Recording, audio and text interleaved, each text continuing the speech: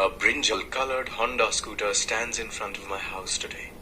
But a long time ago, I was working in a post office just outside the city.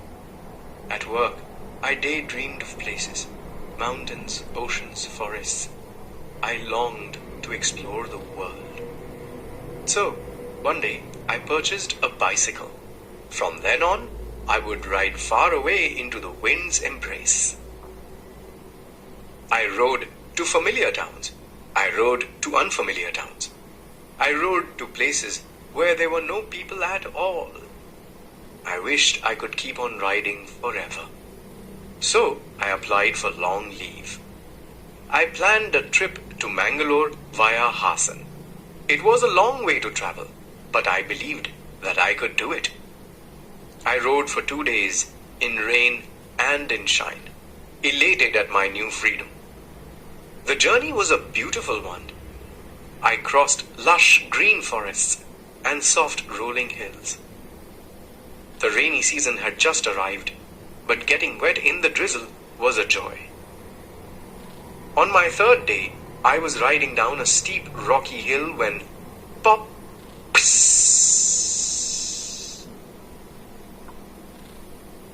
a puncture, and I had left my repair kit and air pump at home. I started walking, pushing my bicycle. There were trees all around with large swaying jackfruits and leaping monkeys. There was no one around. I felt like I was on a secret path of some mysterious world. Suddenly, it started to rain. Hard. Pearls of rain dropped on my head and shoulders, and the cold began to spread through my body. I had no idea how far I had walked. Over the fury of the rain, I heard a voice yelling to me. A small boy stood at the doorway of a little hut, beckoning me to come in. He asked, "Where are you from?" "Bangalore," I said. "All the way by bicycle? It's 200 kilometers from here," said the boy. He stared at me in wonder. "Can you really travel that far by bicycle? I nodded. To the Himalayas?" "If you set your heart on it, you can go anywhere." The boy began to frown. "I badly want a bicycle, but Amma won't buy me one." I took one look at his mother. I understood why. "You're still a small boy. When you grow up, Amma will definitely buy you one." "But who'll teach me to ride?" "I will," I said, "as soon as the rain stops." He began to pretend he was riding a bicycle around the room. He held on to the imaginary handlebars, making a whooshing sound. He swerved to avoid an imaginary bus. "Brake! Brake!" I yelled. We both burst out laughing. Like brothers, we shared the same streak of madness. That night, he went on and on about Bangalore, Lal Bagh, Cubbon Park, and Ulsoor Lake. "I'll visit them all someday on a bicycle, just like you," he said.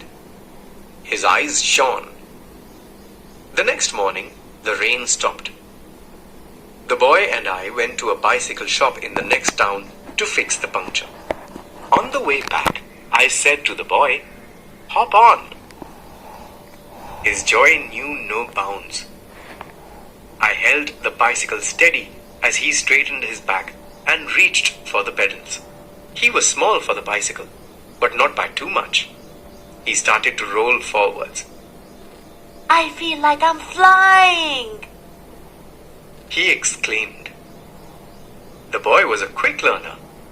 The next morning it was time for me to leave. The boy waited in front of the house as I gathered my things. He stood next to the bicycle, as if he was about to ride away on it. He walked me to the boundary of his town, and then he said, "Would you mind if I rode around the block one last time? I will come right back." "Okay, but..." Before I could finish, he was away.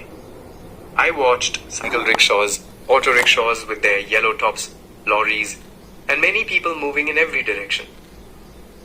As he disappeared round the corner, I thought of his family, his dreams, his passion. At that moment, a bus to Hassan stopped in front of me. I came to a sudden decision. I quickly climbed on, smiling. The bus left immediately. I looked down the street and thought I could see his face, beaming at me from afar.